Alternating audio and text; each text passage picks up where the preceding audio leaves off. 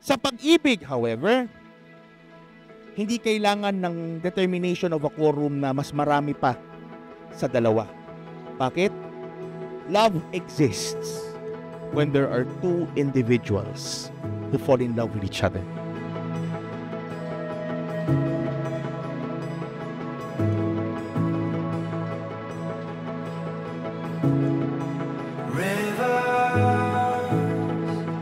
Falling from your eyes, emptiness you cannot hide. Voices. Seriously, congratulations kasi we made it together. You know, this far we made it. I honestly never thought or even dreamed about getting married until I met you. Akala ko talaga tatanda akong mag-isa, mag-aalaga ng mga pamangkin ko, pero in God's perfect time, He gave me you.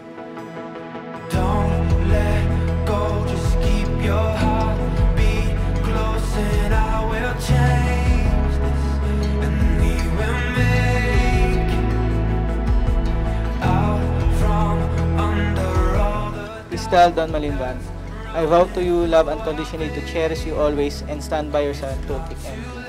Sabi mo nga, maging ipis ka man ba, mamahalin pa kita. Hindi ko siya sinasagot dahil nakakatawa. Pero oo, kahit maging ipis ka man, mamahalin kita.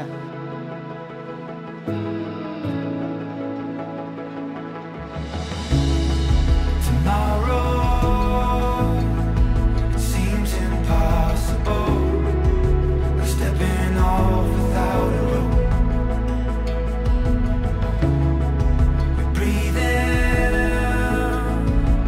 looking for the light.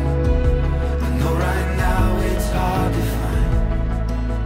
Oh, oh, when everything is going down. Oh, oh, my dear, please hear me now. Don't let go, just keep your heart beat close and I will change this and we will make it out from under all the doubt that's running through our veins. It's not too late. There's still time when we can fight and find the missing piece. Won't you believe the love we held inside our hands, still here and we can save it.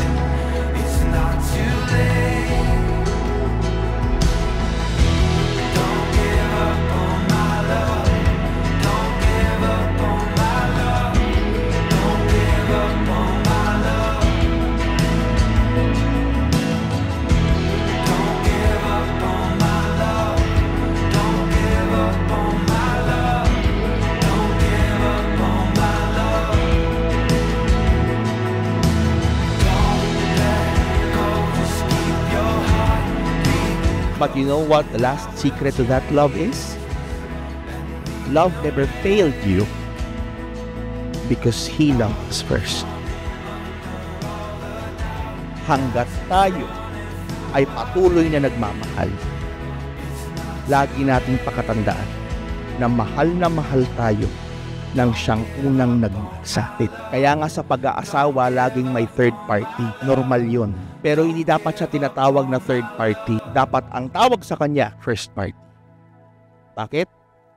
Ang isang matagumpay na pag-aasawa ay binubuo ng isang lalaki at isang babaeng nagmamahalan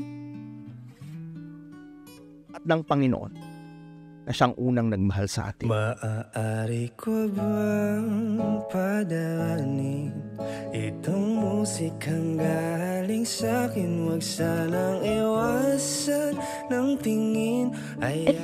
It was worth all the way, JP. You who were ever patient, understanding, and supportive sa akin sa mga dreams ko. Thank you. I remembered sabi mo, ayaw mo ng LDR, hindi mo kaya.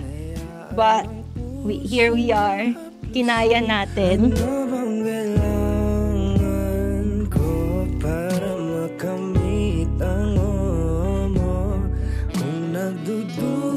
gift is also going to be me. As the usual gifts I gave you. The more the merrier. I love you. Aww. Pipiliin na ibigin sa saya ka sa aking piling.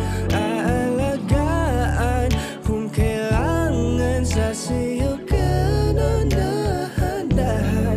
Huwag nang isipin ang mundo at tumingin ka lang sa mata ko. Maaari ko bang patunayan ang sarili para malinaw ulit? So also, Cristadon Malimban, I promise to be always the biggest supporter. Sabi nga, pastor na mag-supportan tayo. So dito rin pala sa aking be biggest supporter, your best friend, and your partner in all things. I also vow to you to put our relationship first, to work through challenges, and to prioritize our love above else. Also, I promise to strengthen our faith to God together whatever happens to our journey. That's all. Kung pipiliin na ibigin sa sayo ka sa aking piling. Aalagaan kung kailangan sa sayo ka na dahan-dahan.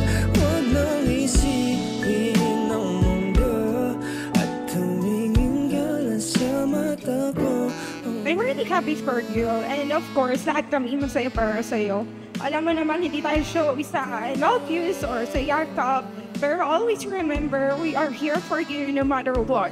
Most of all, I hope you will always be happy knowing that you have found someone who will stand by your side and support you until you grow. And to JP, I just want to say thank you. Thank you for loving, caring, and most of all, understanding my ate kasi kahit kami minsan di namin siya maintindihan. Ano bang kailangan ko para makamit ang Kuya, sana ngayong kasal ka na sana alagaan mo si Ate Crystal. Hindi ko naman kayo masyado close, pero sana maka-close ko kayo na mag-asawa na kayo. Kasi nakikita ko lang lagi kayo nasa video call, Discord.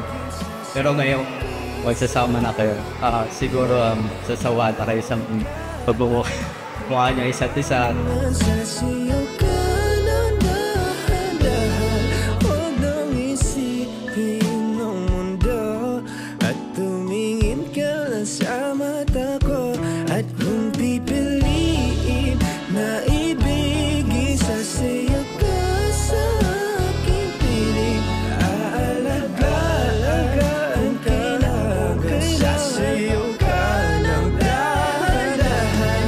Huwag nang isipin ang mundo at tumingin ka lang sa mata ko.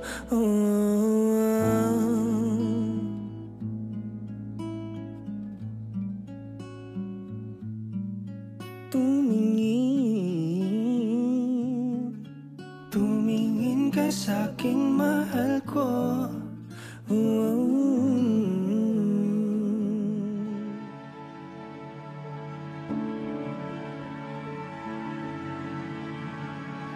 Aking sinta. Years always. Kung may mga struggles sa pamilya, ipagdasal nyo lang yun. Huwag kayong pagtutulog na may alitan. Gigising kayo na sasabihin nyo sa bawat isa na sorry. At doon ang babawi nyo yung pagmamahalan nyo sa isa't isa. At sabi nga kami bilang pangalawa yung mga magulang, andito lang kami to support, to guide you. At kung kailangan yung tulong, dito lang kami. Mga mata, wala akong takas sa nakakalunod mong ganda. Di ka nga, tingnan mo lang ang aking mga mata. Huwag kang titingin na sa iba. Akin ka na, wala nang iba. Unahin mo ang kapakanan ng asawa mo, baby ka ng stars, and then taking it. Please, yung selflessness, opposite niyan, selfishness. Yun yung sinisira ni sa pagsasama binuot. So, okay, yun. With that, pinabati ko kayo. Sana dalahan niyo palagi, magmahalak kayo at sipin niyo at nawain niyo yung sabi-sabi. In God's perfect time, I found you.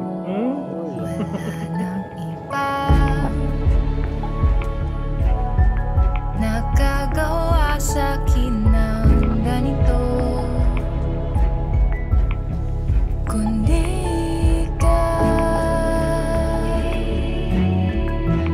So, dalangin lang maging maayos sa inyong pagsasama, pagpalain kayo at ang inyong bubuing pamilya, and make God center of your marriage.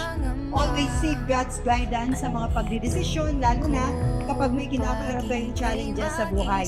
And based on our experience, magiging maayos at matatagal lang yung pagsasama kung you should learn how to accept ano man yung weakness ng isa't isa.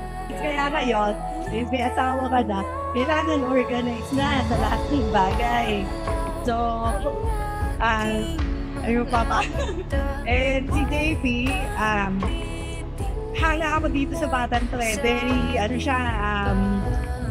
patient. Kung mga sa ang tagal niyang malayo, tapos ang tagal niyang initay, si Crystal, talagang doon ako ang nasa naman niya, kaya masabi ko kay Crystal, wag mo nang bitawan yan.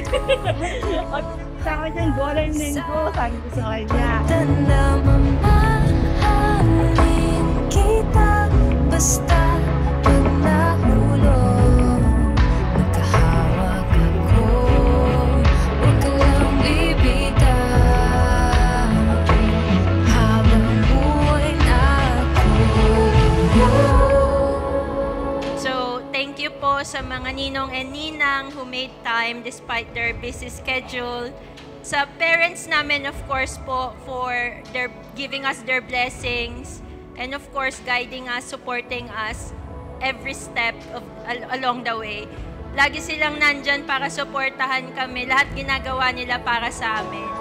And syempre, pasalamatan ko na rin yung pasalamatan ni Crystal, ang relatives, family, office mates from the IO before, office mate from the Senate of the Philippines. Andito ba po? Oh, wala na yun. Ayan, pero pumunta po sila. And, ayan, best friend ko from Palanan, Makati since birth. Si Nathaniel dito. And mga tito ko sa Laguna. Actually, sobrang lalayo po ng mga pinuntahan dito. Laguna, Makati, Pasay, Bulacan, saan-saan pa po lalawigan ang pumunta dito. So, kahit yung ibang umuwi na, siyempre naintindihan namin. Sobrang salamat po kasi yung pagpunta nyo pa lang po dito is sobrang effort. So, thank you very much also sa mga tulong for this way. Each one of every you is well appreciated. Thank you. Ko hanggang sa ating pagtanda.